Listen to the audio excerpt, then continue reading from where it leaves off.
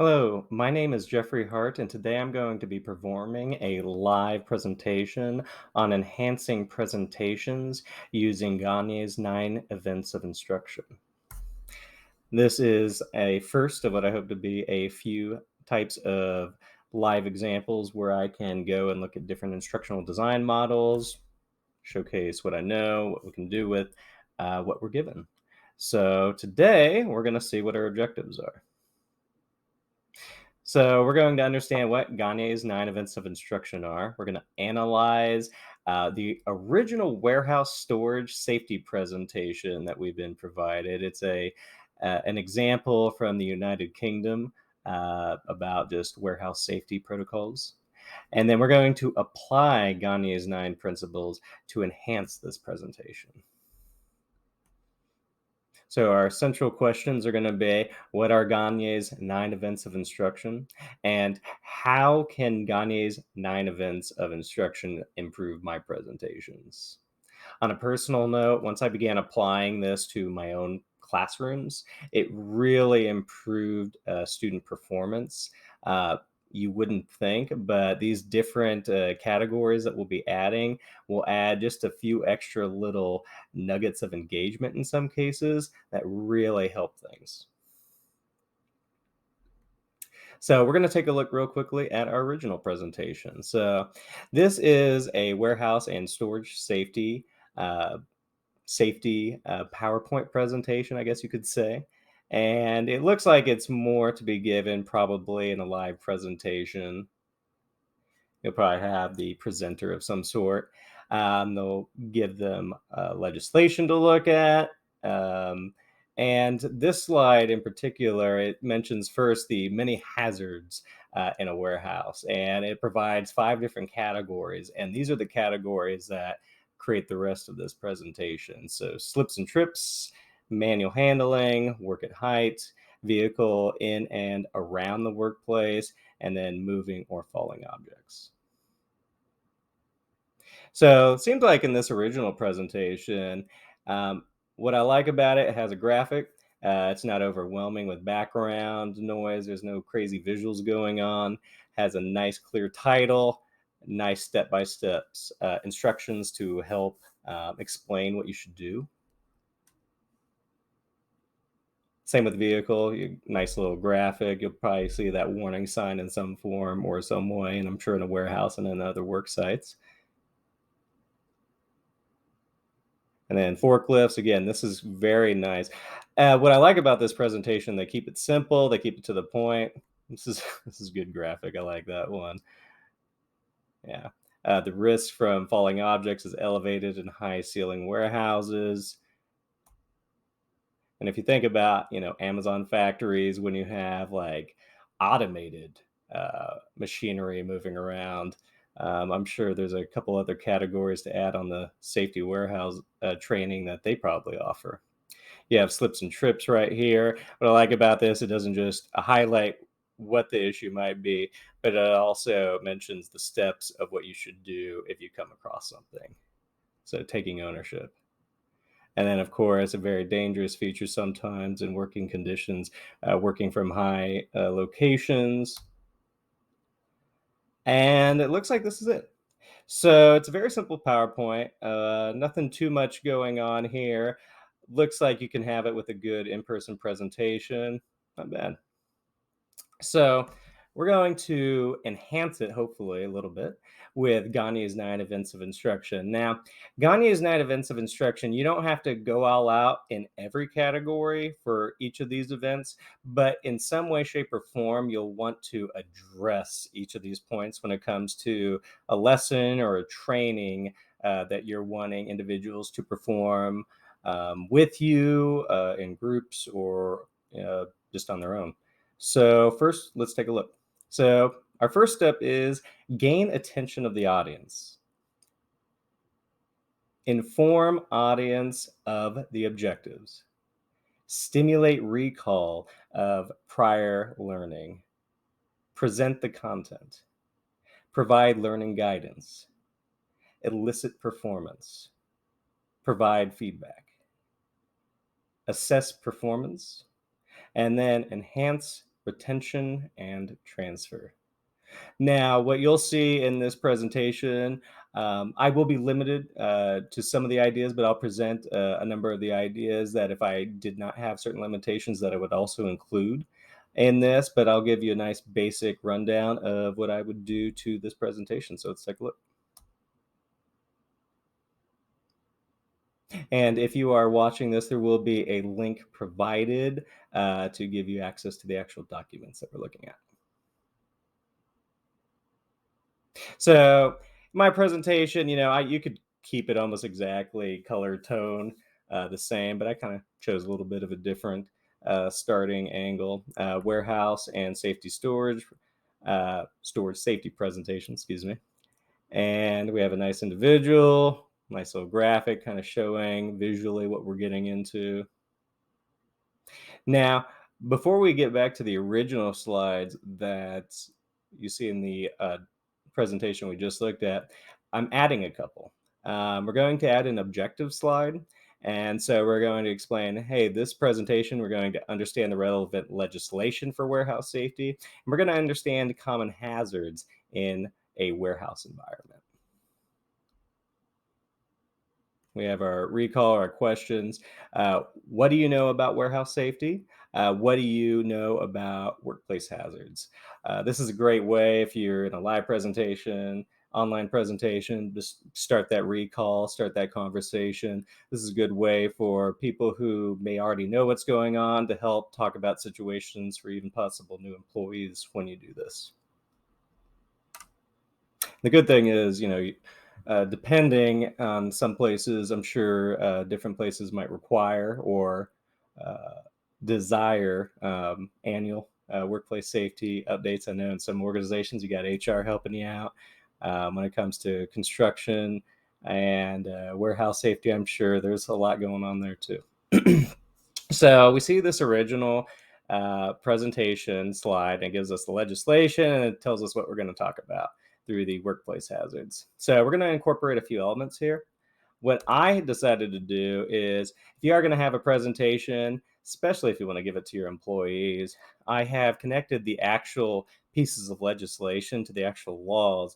And that way, the presenter or individuals working there can go back there, actually see what the heck is this law talking about.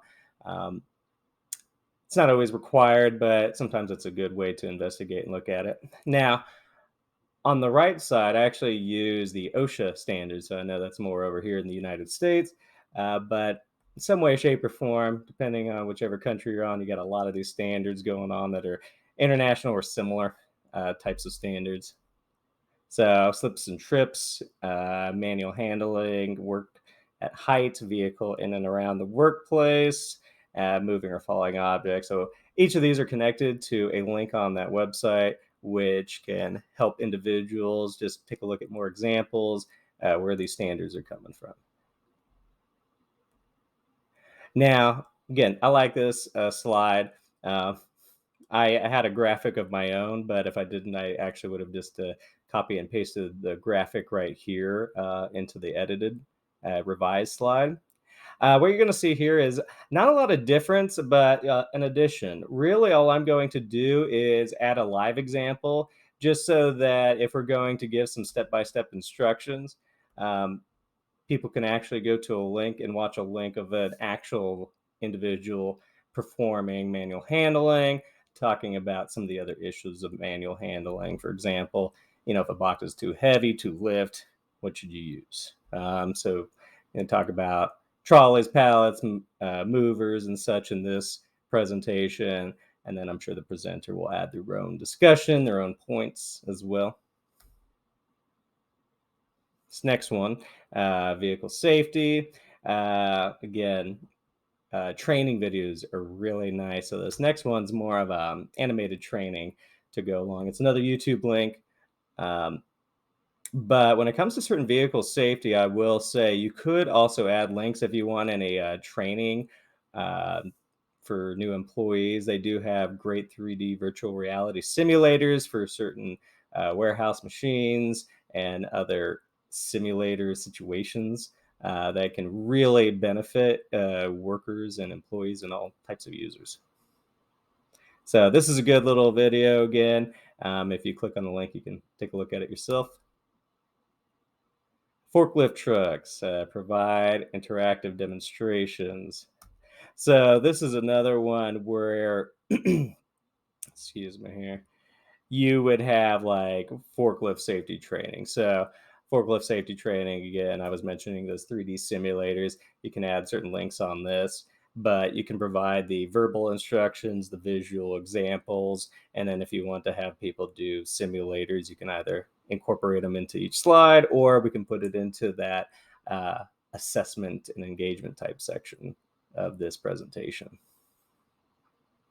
Moving and falling objects again, animated visuals and such. This kind of just, shows those situational emotional examples here on the right. But I actually provided a review link. So as individuals are going through, people can go through, look at different types of flashcard settings, examples, a little quiz you could set up if you wanted to.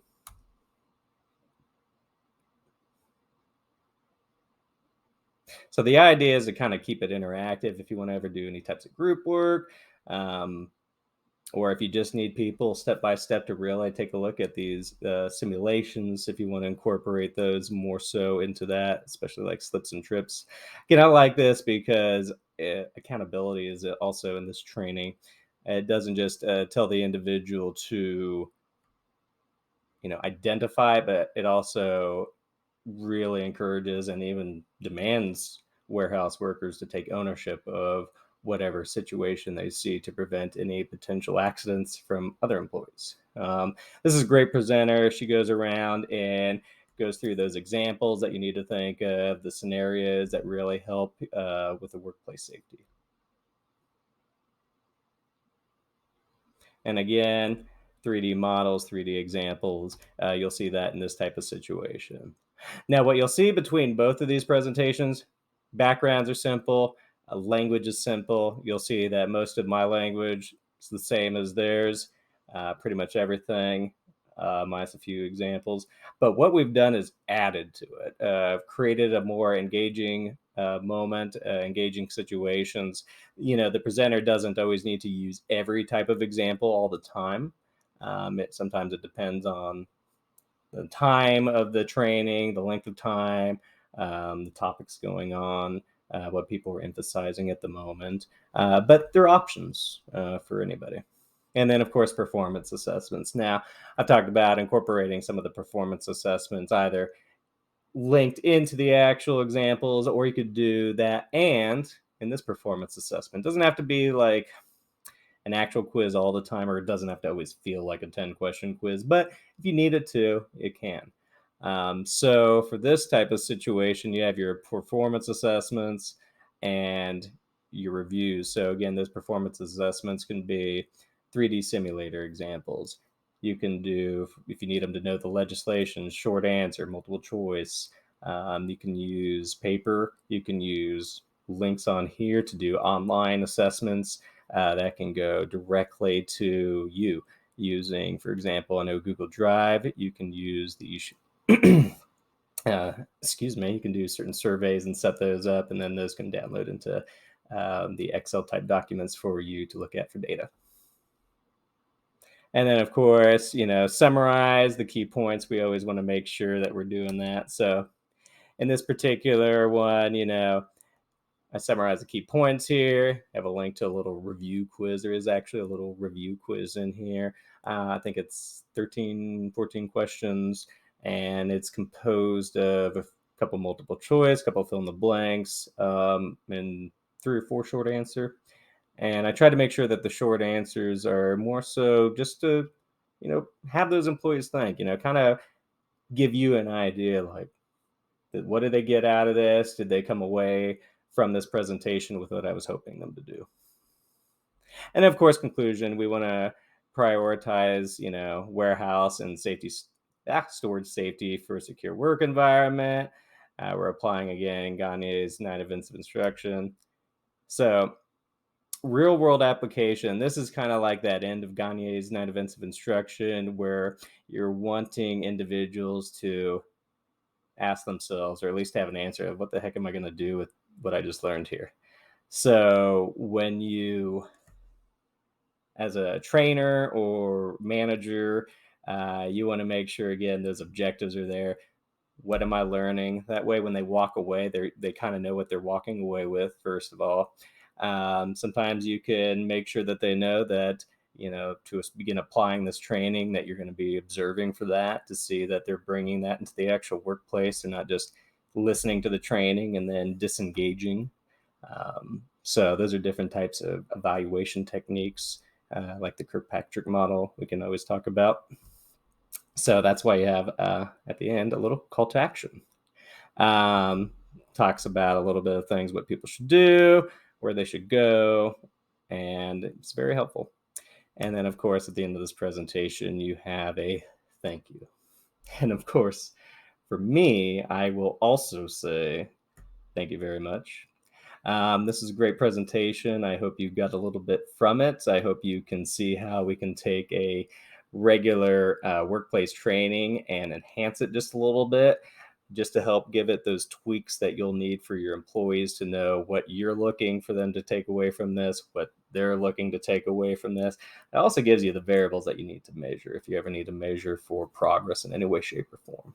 So thank you very much. Again, my name's Jeffrey Hart. It was great working with you, and you take care. God bless.